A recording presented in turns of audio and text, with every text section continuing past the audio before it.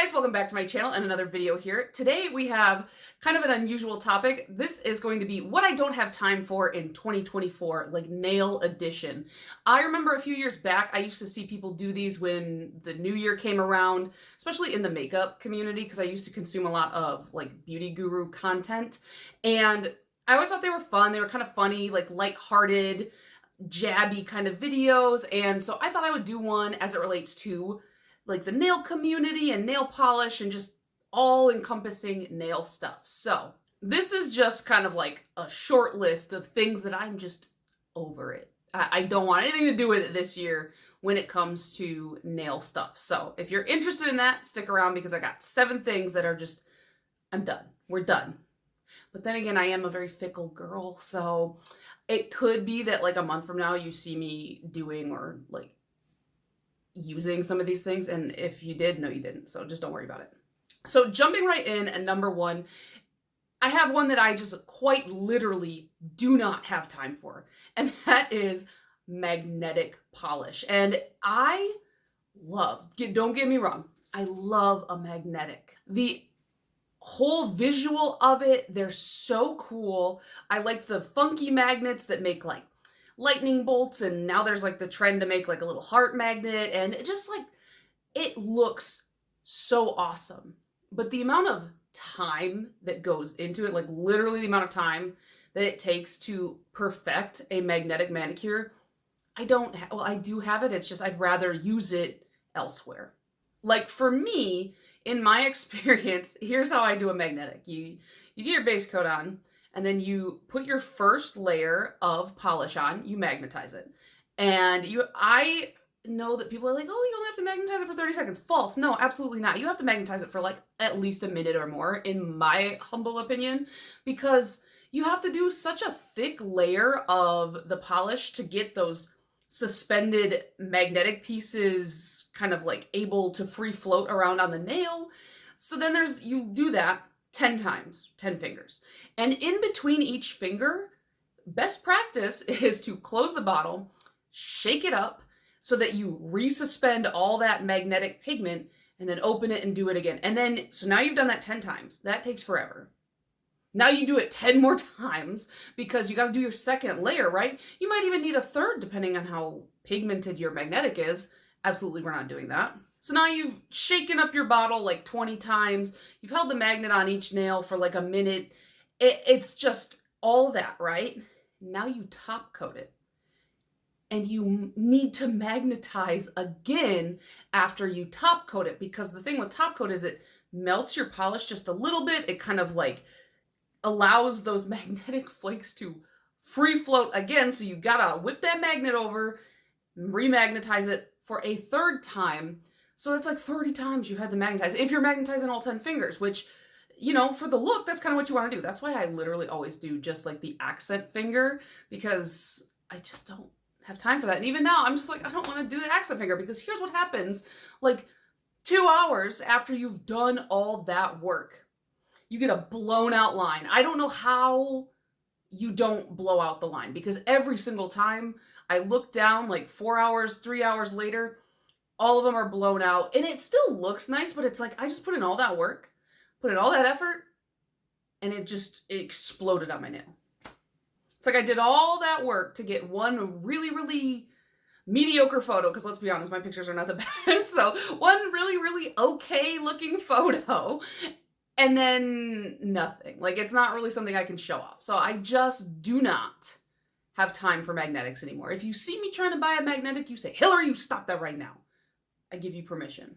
The second thing I do not have time for in 2024 is bad/dishonest/over-edited swatch photos. Now, there's like a fine line here that I'm skirting, right? Because sometimes when different swatchers take photos, their skin tone, their lighting, their equipment, and even my computer screen affects the way that those are perceived. And that's not necessarily what I'm talking about.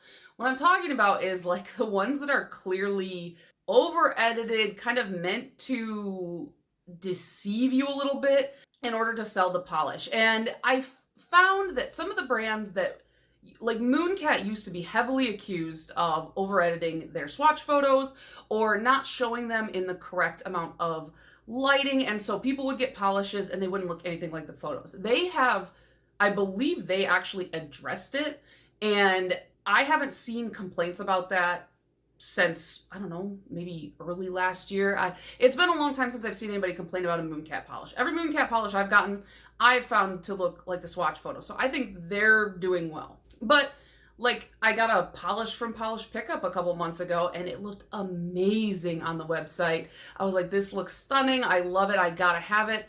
And I got it and it didn't look anything like the swatch photos. And I know it wasn't just me, because I saw people posting on Reddit about this, like multiple people saying like, this doesn't look like the photo. So I'm just over it. I'm gonna try to use my like smart people brain rather than my primitive magpie brain, where I'm like, ooh, shiny, colorful, cool, I want that.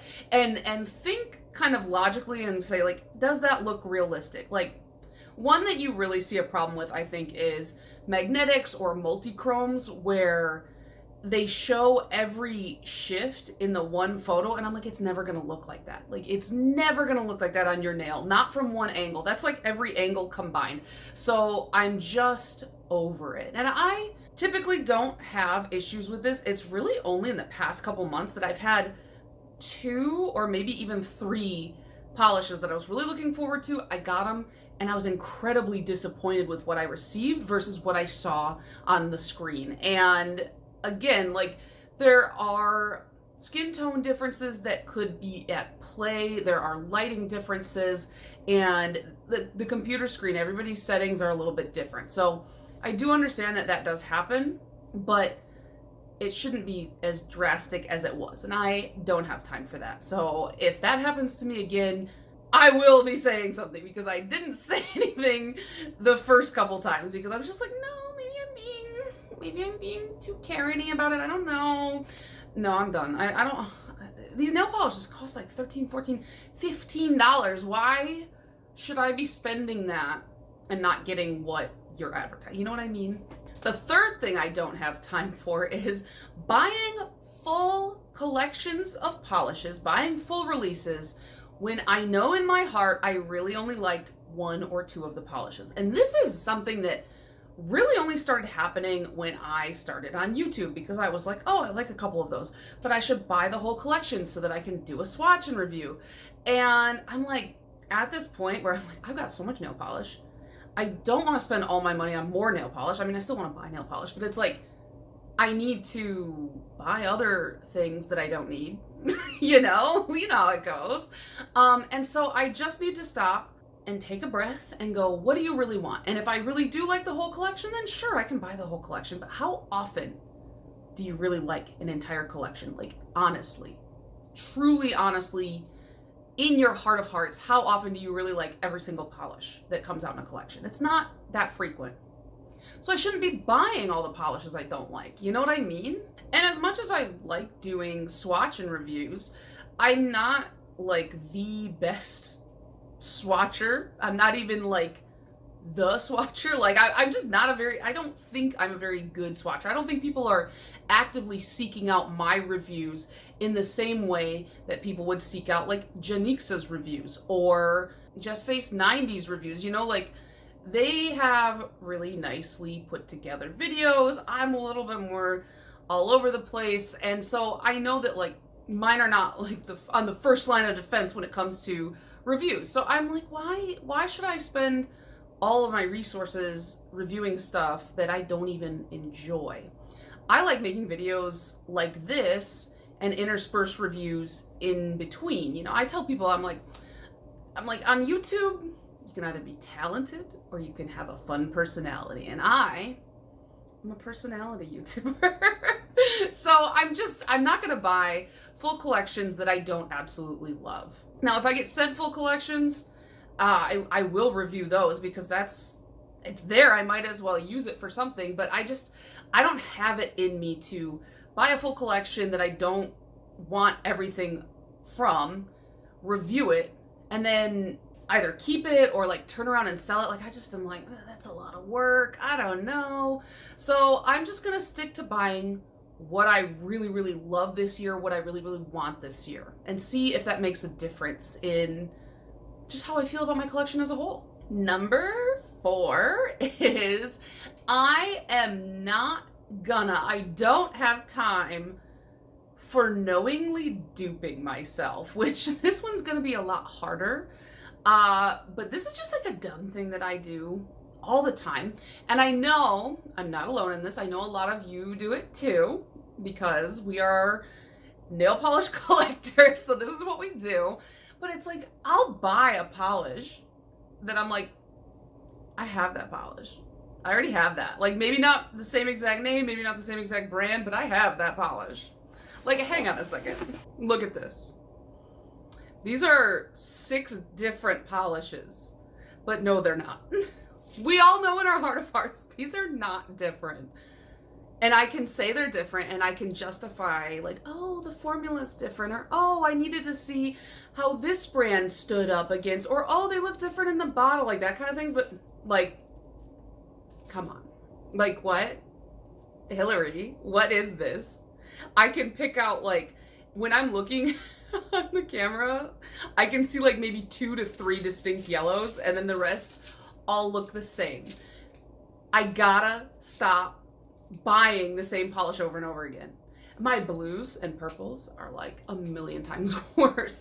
You know, if it's a similar color but has like a different finish, has a different like colored flaky or glitter or whatever, that's not exactly what I'm talking about. What I'm talking about is when I've got 14 cream yellows that all look the same, and I don't know why I do that, but it's like, you can tell it's like I have an affinity for certain colors, but why do I need 14 of that color?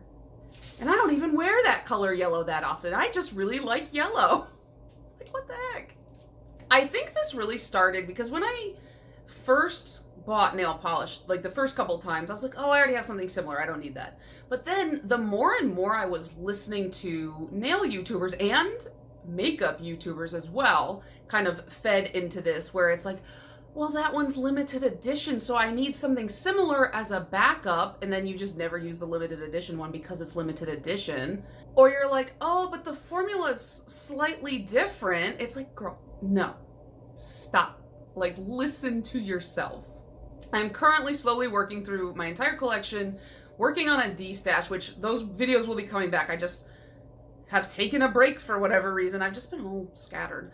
But I've been working through trying to de-stash stuff, and it seems really counterproductive to de-stash stuff and then turn around and just buy more that's similar, only to go back and de-stash again, and then what? Like, buy more that's similar again? Like, it's like a vicious cycle, and I don't want to be a part of that. I don't want, my wallet doesn't want to be a part of that for sure. So I've decided it's okay to not have everything. It's okay if I let a limited edition run its course. I got to enjoy it while it was there. You know what I mean? And I don't need 40 backups or 40 dupes of this one color that I wear once every 2 years anyways, considering the size of my collection. It makes no sense. The 5th thing I do not have time for in 2024 is FOMO style marketing. I hate it. I absolutely cannot stand it. Speaking of like limited edition stuff, the older I get, the less I'm like, yeah, I got a limited edition item. I'm like, please just make this available. I want everybody to be able to enjoy what I enjoy, you know? I don't really feel cool or exclusive when I have a product and I want to show you guys and share it with you, and then you guys can't even get it for yourself because it sold out super fast. And like, I don't think that Holo Taco is where it used to be with this, but it used to be, due to their production levels and things like that, they definitely had a more like FOMO, legit FOMO style, where it was like, they wouldn't tell you what it was until like right before it dropped. And then the big collectors, and I was obviously, you can see back here, I was obviously one of them at that time.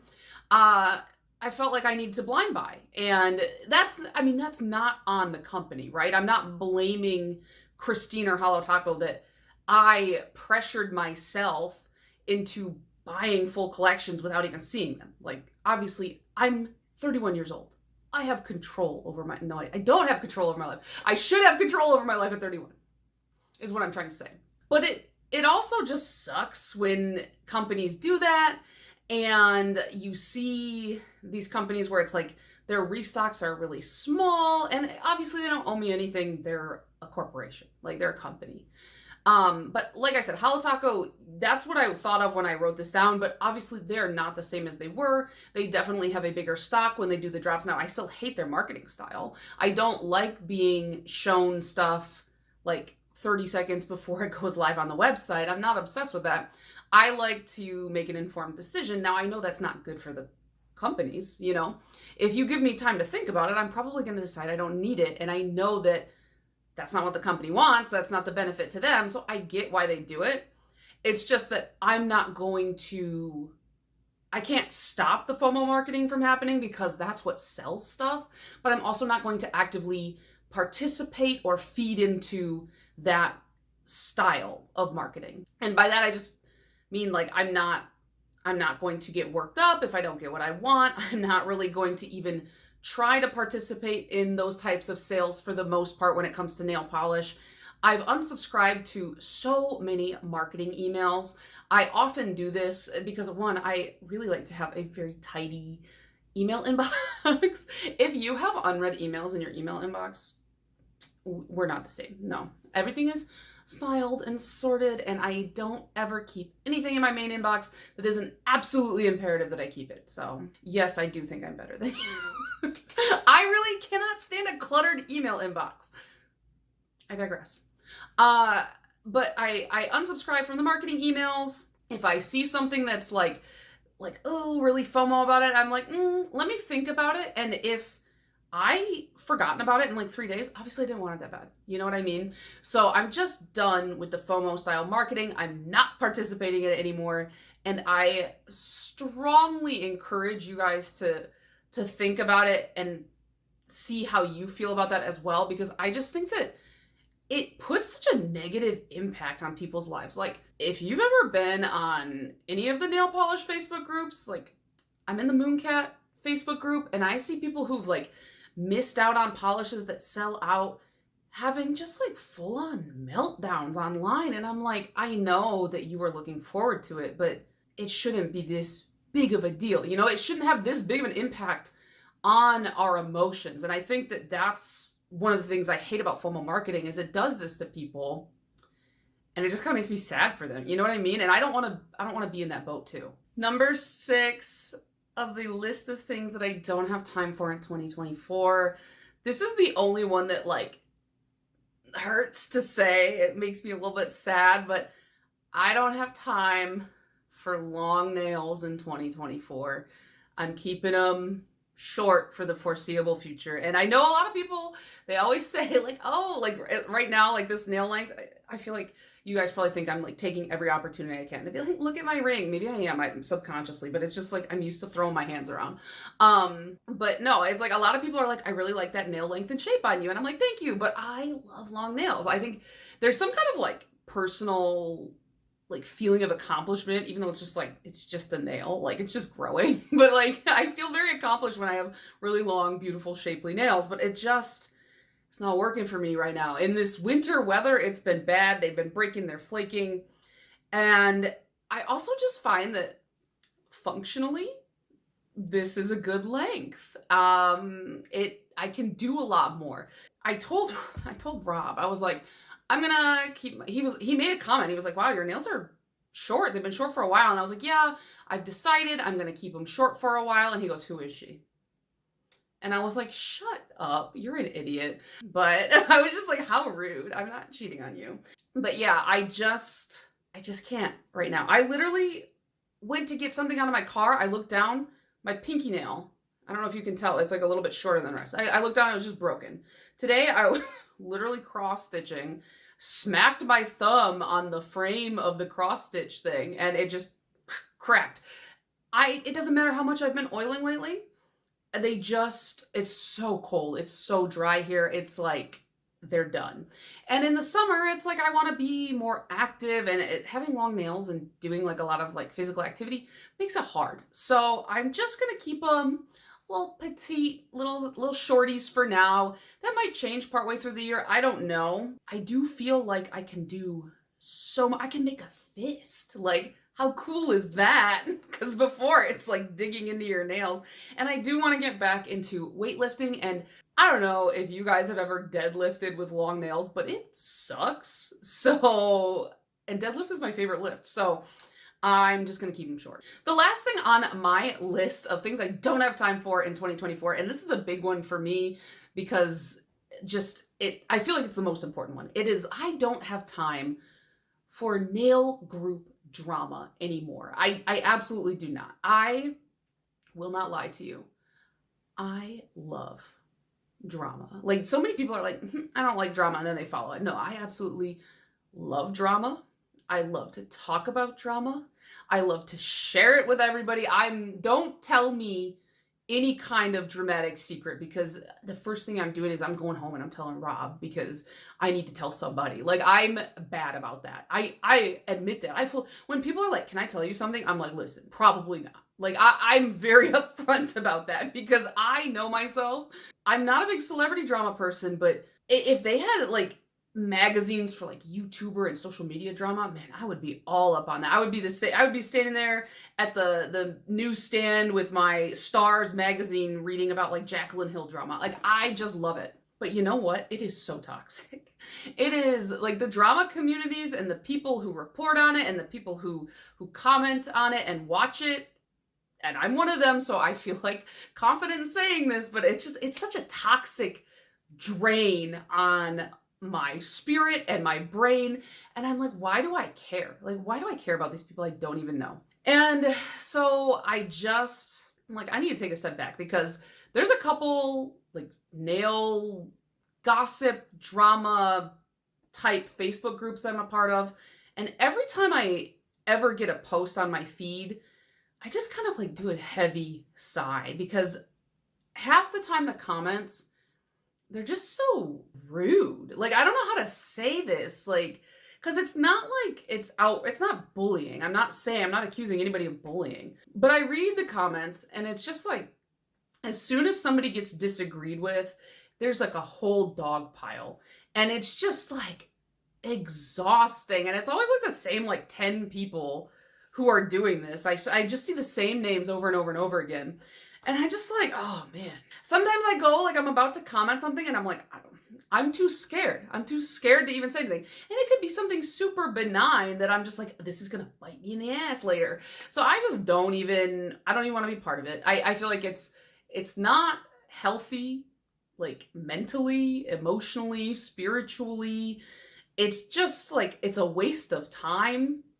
And I want to make a very important distinction here because like a lot of people consider any kind of argument or like disagreement or anything drama. I'm talking about like very petty, dumb stuff that gets blown out of proportion. I'm not including things like racism, sexism, like personal attacks, attacks on like ethnicity or religion. Like, that stuff is not drama. And oftentimes I see it get called drama and it's not. Like, those are like important things that if a maker or a swatcher or somebody is participating in one of those isms, I would like to know. I do feel like it's important for me to know and make important decisions, informed decisions on where I spend my money, who I give my money to, that sort of thing. I'm talking more about, I saw somebody post in one of the Facebook groups recently that they felt like Mooncat had bad swatches or something like that, or dishonest swatches.